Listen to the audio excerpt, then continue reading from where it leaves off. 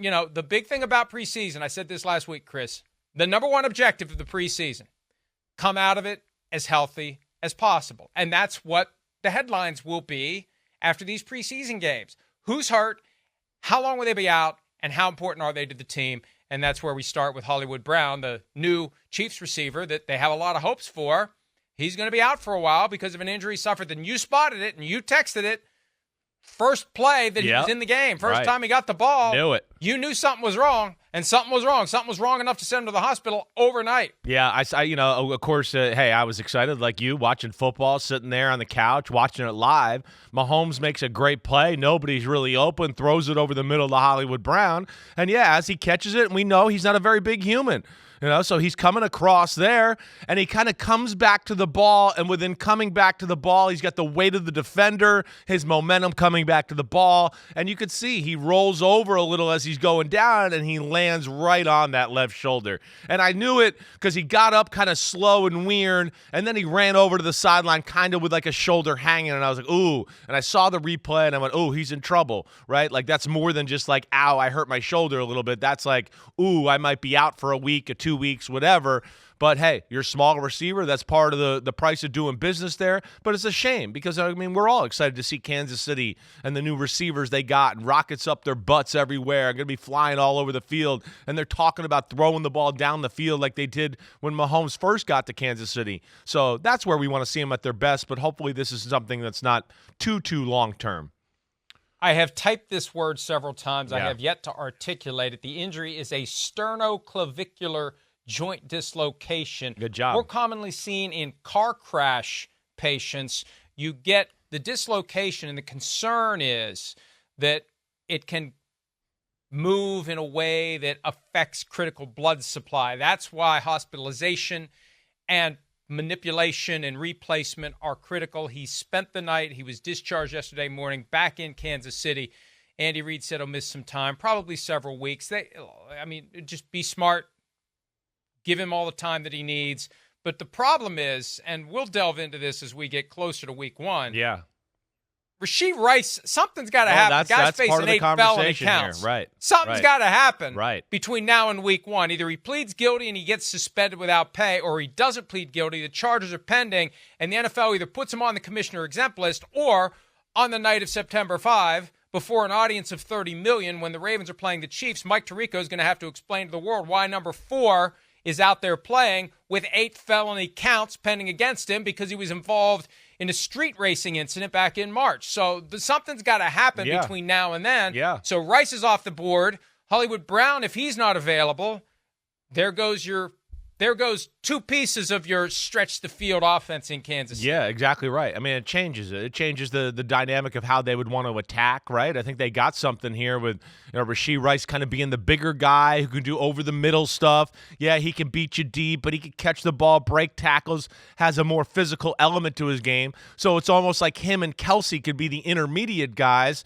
with, Hollywood Brown, Xavier Worthy, zoom, zoom, zoom, just go flying down the field, right? I forgot about Xavier Worthy. So there's another guy. So they have another guy, if they can get him into the offense. Exactly right. Which they will. Now, we know they got some other guys, in the background here, and Sky Moore and Justin Watson, and, we know Kadarius Toney, from all due accounts, sounds like he might be in trouble on that roster altogether. But, yeah, it stinks, and everybody wants to see Kansas City. We know they didn't play great offense last year, right? And we wanted to see them back to that old Mahomes when he first took the league by storm, just chucking the ball all over the field. I was excited for that. You could really tell there's a real emphasis there. Whether you talk to people there, you listen to them, you watch highlights on Instagram, whatever, the Chiefs are definitely going all in on pushing the ball down the field. And, of course, they got a good O-line. They got a good RPO game. Mahomes is the best screen thrower in football. I think one of the things I said to you in the spring is they could be like the Oregon Ducks with Bo Nix last year.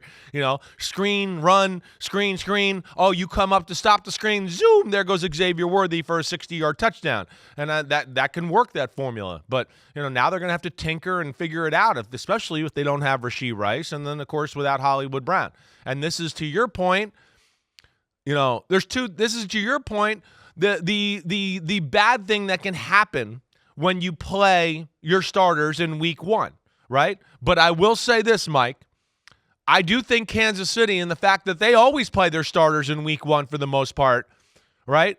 I think what we saw this weekend in the AFC, and you hear me out and you can push back if you want, I think we saw the Kansas City effect. I couldn't get over how many starters we saw across the AFC on this weekend that played their starters. If you really look at it, the teams are in the mix. The only 2 teams that didn't really play their starters are the Ravens and the Jets, and maybe the Dolphins. Browns. Right. Browns. The Browns would be a part of that too. You're right. They would be a part of it. But you look at Buffalo, right? Kansas City, Houston, Miami. Or no, not Miami, excuse me. Pittsburgh, Jacksonville, Cincinnati, Indianapolis. They all played their starters, and I do think that is the Kansas City effect and the competitive part of the AFC right now because, hey, you start out 1-3, that might be the difference of you not getting home field advantage and the Chiefs getting it, and they usually hit the ground running and playing good football. And we're only in year 4 of the 17-game regular season with the 3-game preseason, which creates, we had decades of understanding how the preseason went when it was 1, 2, 3, 4. Right. Now with 3, when do you see the starters? When do you not see the starters? Do they play the first one? Do they play the third one? Do they play only the first? Do they play only the second? Every team is going to be a little bit different there, and we still see that. But I agree with you. If it's working for the Chiefs, they've won the Super Bowl 2 out of the 3 years that they've had 3-game preseason, and they were almost in the Super Bowl in the first year of the 17-game regular season, 3-game preseason. The game they blew the 18-point lead and lost in the AFC Championship in overtime at home to the Bengals. So it's working for the Chiefs. So let's just do what the Chiefs do. I think you got that. I think it's what it is. I call it the Chiefs effect. But you lose Hollywood Brown, and who knows when he'll be back. We mentioned Xavier Worthy earlier as well. He's had some hamstring issues, but he's gotten through them. And there was an important quote, I think, last week from Patrick Mahomes. I'm looking at this now of Worthy. He's done a great job. He's fast. It's almost like he can run fast, but he can run with pace fast. He's able to track the ball really well, runs a lot of great routes. He's going to get as physical. He's going to get as physical as any camp here. He's doing a great job trying to fight off the press as best he can and making plays happen. And that's the key for a guy who's not real big.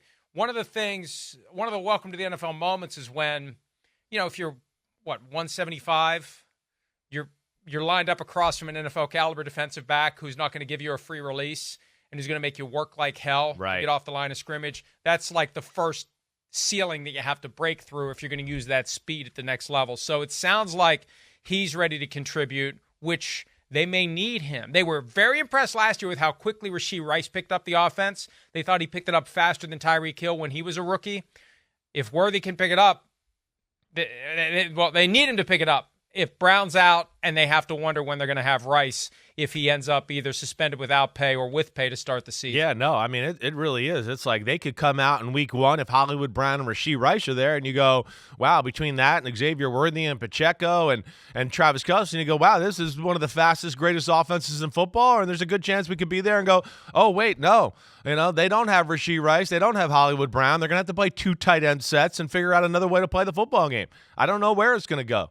I don't. Hopefully this Hollywood Brown injury is something where, hey, we know it's not good, but not so bad. And this is the beauty of maybe playing your guys in the first preseason game. If you do get hurt, hey, we got 5 weeks before we got to be ready for the first game of the year and ready to go. I think that is part of the calculus or formula of why you seeing some of these teams play their starters last week too. Something happens, you got more time to heal. Hopefully that happens with Hollywood Brown. We'll see. But yeah, Chiefs certainly got some questions there between Rashee Rice and if Hollywood's not healthy to start the year. Yeah, you're going to put a lot on a rookie's shoulders who, like you said, is not a big physical presence or truly a speed guy, and that's a lot to do to that type of player, especially as a rookie. They got 24 days. Yeah. The countdown starts. A little less, sorry. Tom.